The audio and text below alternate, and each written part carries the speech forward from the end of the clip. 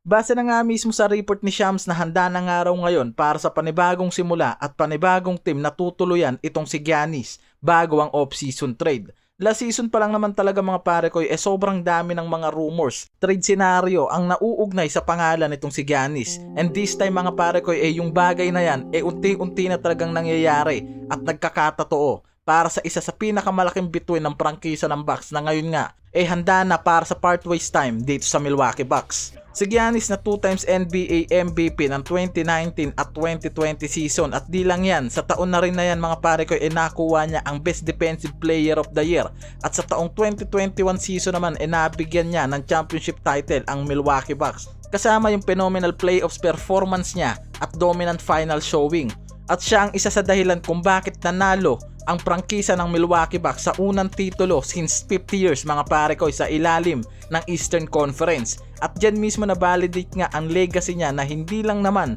sa stats nagmula kung hindi sa team success na nagawa nito mula sa NBA title at Finals MVP. Hindi lang yan, hawak niya ngayon ang franchise record mula sa most win in franchise history, all-time leading scorer at most rebound at assist in franchise history. Ito yung unang mark sa maraming category kaysa sa ibang legends tulad nila Kareem Abdul-Jabbar sa franchise record na si Giannis lang ang nakagawa nga araw sa Bucks na mukhang ngayon talagang magsisimula ng matapos ang bagay na yan after na maglabasan yung mga report about nga sa pagdidesisyon mismo nito na mag-request ng trade sa Milwaukee Bucks paalis, na ang pinakapunot dulong araw naman talaga ang nakikita dyan ang mahinang season performance ng team niya mula sa 13 wins to 27 losses ngayon at bumagsak sila sa 12 seed ng Eastern Conference na isa sa pinaka worst team nga raw ngayon sa Eastern. And kung iisipin sobrang hirap na nga raw para makabangon pa ngayon ang Bucks, lalo na sa mga report na handa na rin ang mga to na mag-rebuild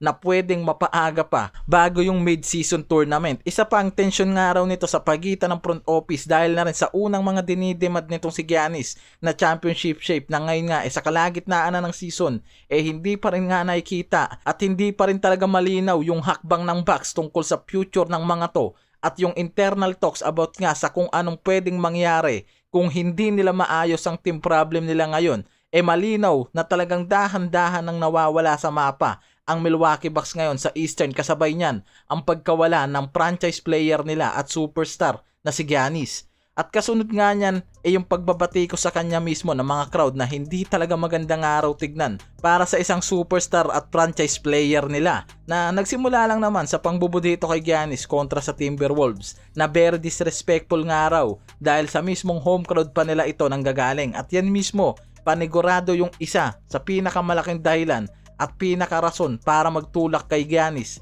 na ngayon nga gumawa ng hakbang para tapusin na yung tension sa pagitan niya at ng team ng Milwaukee Bucks at plano niya na magsimula para sa championship shape. And ngayon pa lang mga pare ko, after nga ng report ni Shams Charania, marami na talaga agad mga teams ang ngayon pa lang sobrang nagpapakita na agad ng mataas na interes sa pag-acquire dito kay Giannis, lalo na yung mga teams na ang plano mag-contend para sa championship title ngayong season at humabol pa. Isa na dyan yung LA Lakers, Minnesota Timberwolves, Miami Heat, New York Knicks at Golden State Warriors para sa championship contention ng mga to na paniguradong si Giannis nga raw talaga ang magiging sagot sa kanilang mga problema. Pero kung babase nga tayo mismo sa sinabi ni Giannis na kung sakaling magre-request nga raw siya ng trade, ang pinaka-preferred destination nga raw nito ay ang isang malaking franchise team at isang championship contender na team na mukhang nasa mga team naman nga raw talaga ngayon na humahabol sa kanya sa trade market.